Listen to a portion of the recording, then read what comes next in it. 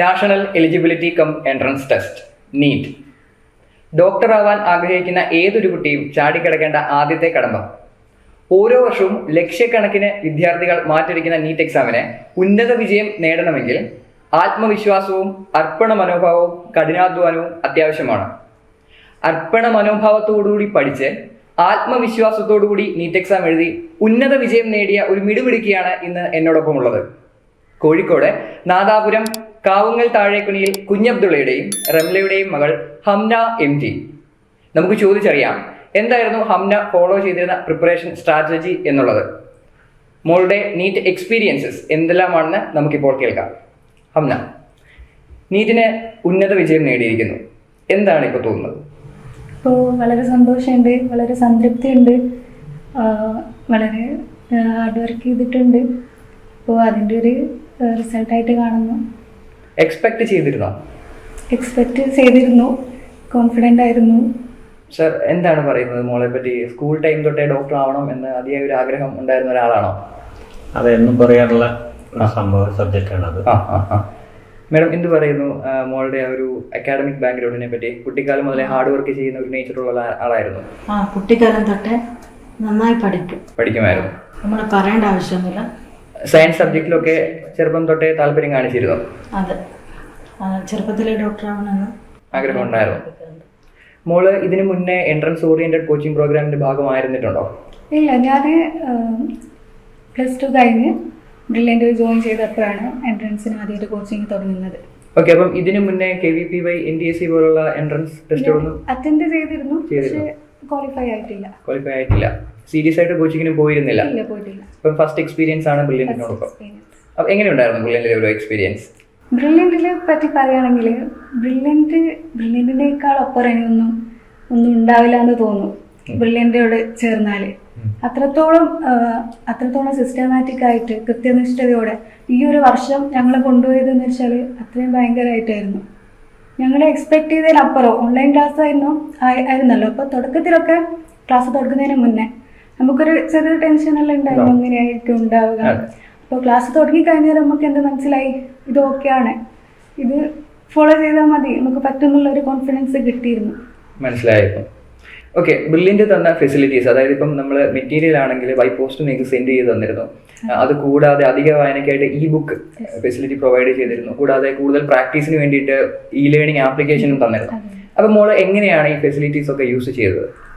ഞാൻ പഠിച്ചിരുന്നത്, ഞാൻ ക്ലാസ് കാണും, അതിനുശേഷം ഞങ്ങളെ സെർച്ച് ചെയ്തിരുന്ന ക്വസ്റ്റ്യൻസ് അത് പഠിക്കും. പിന്നെ വേറെ കുറേ മെറ്റീരിയൽസ് ബ്രില്യൻ്റിൽ നിന്ന് കിട്ടിയിരുന്നു, അത് ചെയ്യും.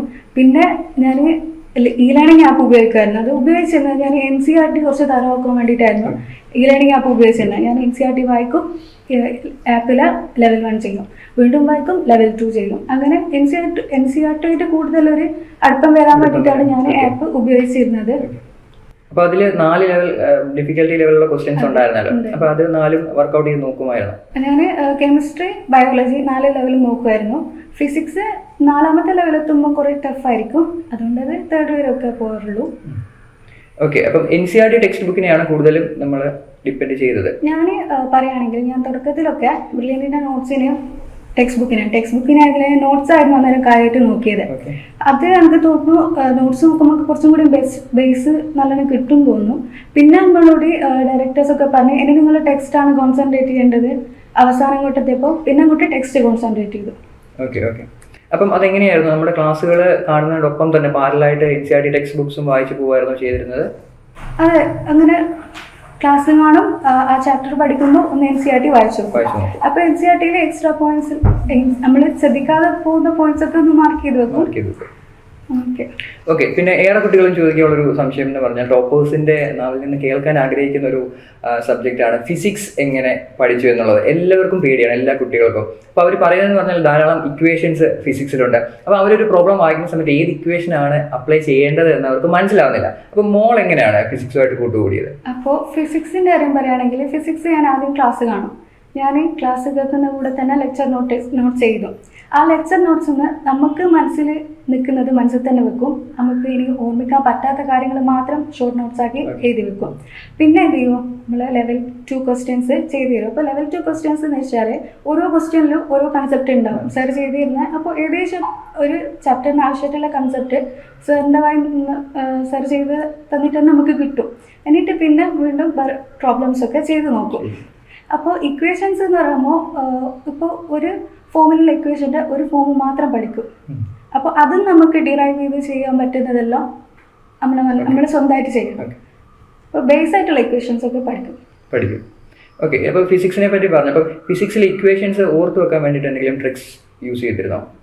ഫിസിക്സ് എന്ന് വെച്ചാൽ ഒരു കണക്ട് ചെയ്ത് നമുക്ക് ഓർമ്മിക്കാൻ പറ്റുന്ന ഒരു സംഭവമാണ്.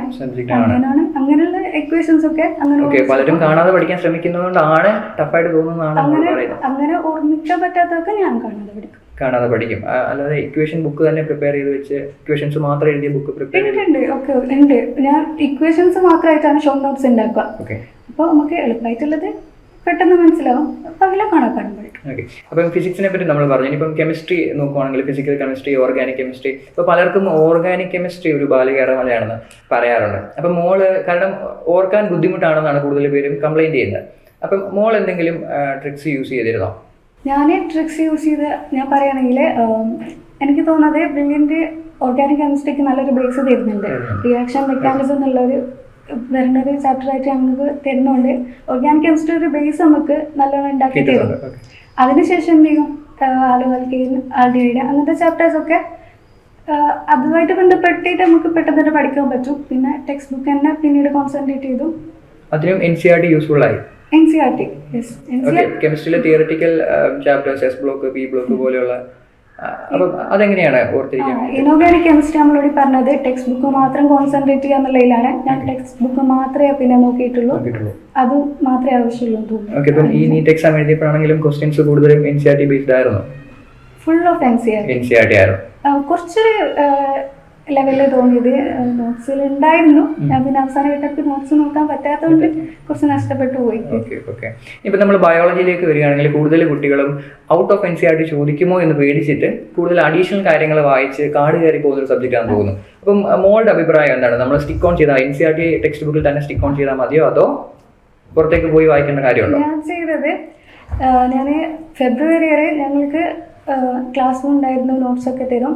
അപ്പോൾ ആ ഒരു കാലയളവിൽ ഞാൻ നോട്ട്സും പഠിച്ചിരിക്കും, ടെക്സ്റ്റും പഠിച്ചിരിക്കും. നോട്ട്സിൽ തരുവാന്ന് വെച്ചാൽ NCERT ബന്ധപ്പെട്ടിട്ട് നമുക്ക് ഇമ്പോർട്ടൻറ്റ് പോയിന്റ്സ് ആണ് നോട്ട്സ് തരുക. അത് ആ സമയത്ത് ഞാൻ നല്ലോണം പഠിച്ചിരുന്നു. പിന്നെ നമ്മളോട് ടെക്സ്റ്റ് നോക്കിയാൽ മതി എന്ന് പറഞ്ഞാൽ ഞാൻ ടെക്സ്റ്റിൽ പോയി. അപ്പോൾ എന്തിനാലും നമുക്ക് ഇമ്പോർട്ടൻസ് ആയിട്ടുള്ള കാര്യങ്ങൾ നമ്മുടെ മൈൻഡിൽ എന്തെങ്കിലും ചെറിയ ഓർമ്മ ഉണ്ടാകുന്നുള്ളതിൽ ഉണ്ടായിരുന്നു. പക്ഷെ ടെക്സ്റ്റ് ബുക്ക് മാത്രമേ വന്നിട്ടുള്ളൂ. ടെക്സ്റ്റ് ബുക്ക് പിന്നെയുള്ള 5 മന്ത് അങ്ങനെ ടെക്സ്റ്റ് ബുക്ക് ഓൺലി നോക്കിയിട്ടുള്ളൂ. അപ്പം ഈ വീക്കിലി എക്സാംസിനൊക്കെ മാർക്ക് ഒന്ന് കുറയുന്ന സമയത്ത് ടെൻഷൻ തോന്നിയിട്ടുണ്ടോ? ഇല്ല, എനിക്ക് ടെൻഷൻ തോന്നുമല്ലോ. എനിക്ക് മാർക്ക് പറഞ്ഞ അന്നേരം ടീച്ചർ വിളിക്കും.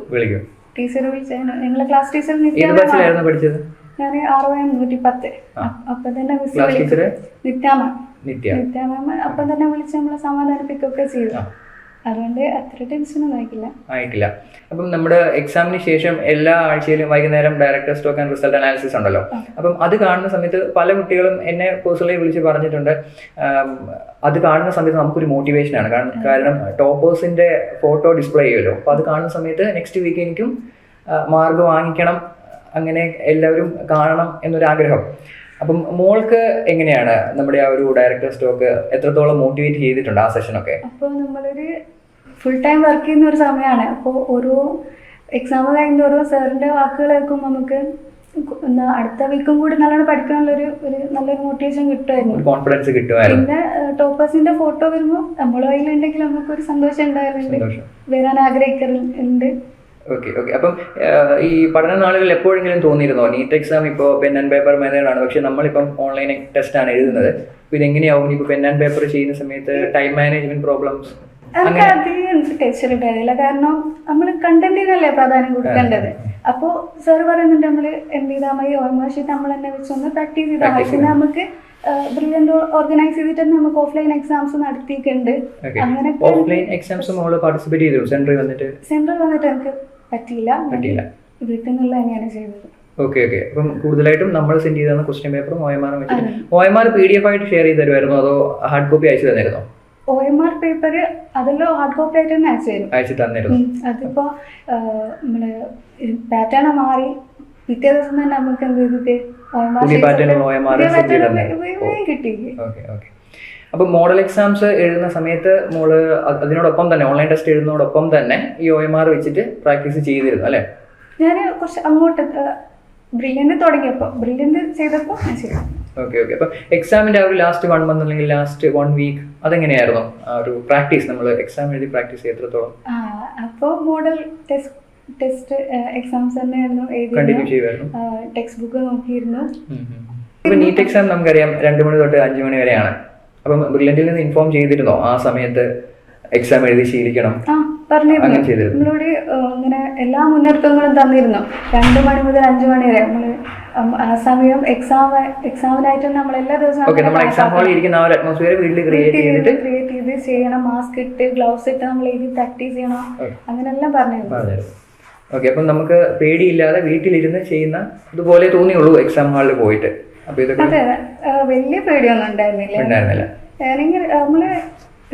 നമ്മളത്ര ഒരു അങ്ങനെ ഒരു ഫേസ് ചെയ്യാണ്ട് ഒരു സ്ട്രെങ്ത് ബ്രില്യന്റ് തന്നതായിട്ട് എനിക്ക് തോന്നിയിട്ടുണ്ട്. ബ്രില്യന്റ് ഞാൻ സ്റ്റീഫൻ സാറിന്റെ ബാച്ചിലായിരുന്നു. സാർ ഇങ്ങനെ നമ്മളിങ്ങനെ പോസിറ്റീവായിട്ട് ഇങ്ങനെ സാർ പറയുന്നത് ഈ ദിവസം നിങ്ങളുടെ ജീവിതത്തിൽ ഏറ്റവും സുന്ദരമായിട്ടുള്ള ദിവസമാണ്. അപ്പൊ ഞാൻ അതന്നെ ഇങ്ങനെ ചിന്തിച്ച് സബ്ജക്ട് നോളജ് ഉണ്ടാക്കി തരുന്ന കാര്യത്തിലാണെങ്കിലും അത് കഴിഞ്ഞിട്ട് എക്സാം അടുത്ത സമയത്ത് പ്രാക്ടീസ് തരുന്ന കാര്യത്തിലാണെങ്കിലും ബ്രില്യന്റ് നന്നായിട്ട് സപ്പോർട്ട് ചെയ്തിട്ടുണ്ട്. അതെ അതെ, ബ്രില്യന്റിന്റെ സപ്പോർട്ട് കൊണ്ടാണ് എനിക്ക് ഇത്രത്തോളം ഇത് എഴുതാൻ പറ്റിയത്. ഇല്ലെങ്കിൽ പറ്റില്ലായിരുന്നു. ഓക്കെ. അപ്പം വീട്ടിൽ നിന്നുള്ളൊരു സപ്പോർട്ട് എങ്ങനെയായിരുന്നു? ഡോക്ടർ ആവണമെന്ന് എപ്പോഴാണ് വീട്ടിൽ പറഞ്ഞു ഇങ്ങനെ ഒരു ആഗ്രഹമുണ്ട് എനിക്ക് റിപ്പീറ്റ് ചെയ്യണമെന്ന്? എനിക്ക് സയൻസ് മേഖലയിൽ പോകണമെന്നായിരുന്നു ആഗ്രഹം. പിന്നെ ഒരു ഹൈസ്കൂള് അങ്ങനെയുള്ള എത്തിയപ്പോഴാണ് ഡോക്ടർ അങ്ങനെ ആവാൻ മീറ്റ് എഴുതണം അങ്ങനെയൊക്കെ തോന്നി തുടങ്ങിയത്. വീട്ടിൽ എല്ലാവരും ഈ ഒരു 15 മാസമാണ് ഞാൻ പഠിച്ചത്, ഇതിനു വേണ്ടി പ്രിപ്പയർ ചെയ്തത്. അപ്പോൾ വീട്ടിലുള്ള എല്ലാവരും എൻ്റെ കൂടെ എൻ്റെ ഒപ്പം ഉണ്ടായിരുന്നു.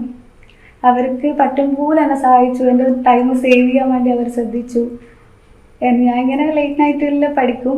അപ്പോൾ എൻ്റെ കൂടെ ഇരിക്കും എല്ലാവരും. എൻ്റെ കൂടെ ആരെങ്കിലും എല്ലാം ഉണ്ടാവും. എൻ്റെ ഒറ്റയ്ക്കൊന്നും ആക്കൂല. എല്ലാവരും ഇങ്ങനെ കൂടെ തന്നെ ഉണ്ടാവും. എല്ലാവരും സപ്പോർട്ടും. ഓക്കെ. എന്ത് തോന്നുന്നു മോള് ഇങ്ങനെ ഒരു ഉന്നത വിജയം നേടി? അപ്പോൾ എന്താ പറയാനുള്ളത് ശരിക്കും? മോള് എനിക്ക് ഭയങ്കര സന്തോഷമായി. മോള് കഠിനാധ്വാനവും ബ്രില്യന്റിൻ്റെ സപ്പോർട്ട് എല്ലാം കൂടി ഒത്തുവന്നപ്പോൾ ഇങ്ങനെ ഒരു വിജയം കിട്ടിയതിൽ അധികം സന്തോഷം. സാറിന് എന്താ പറയാനുള്ളത് ഈ ഒരു അവസരത്തില്? സന്തോഷമുണ്ട്. എക്സ്പെക്ട് ചെയ്തിരുന്നോ മോൾക്ക് ഇത്രയും ഒരു ഹൈ മാർക്ക് കിട്ടും എന്നുള്ളത്? പ്രതീക്ഷ ഉണ്ടായിരുന്നു. എന്തായാലും ഹാപ്പിയായി. പിന്നെ പറയുകയാണെങ്കിൽ എന്നെ വളരെ സഹായിച്ച എൻ്റെ ക്ലാസ് ടീച്ചർ എപ്പോൾ എന്നെ കോണ്ടാക്ട് ചെയ്യും. എല്ലാ ദിവസവും വിളിക്കും, എല്ലാം പറഞ്ഞു തരും.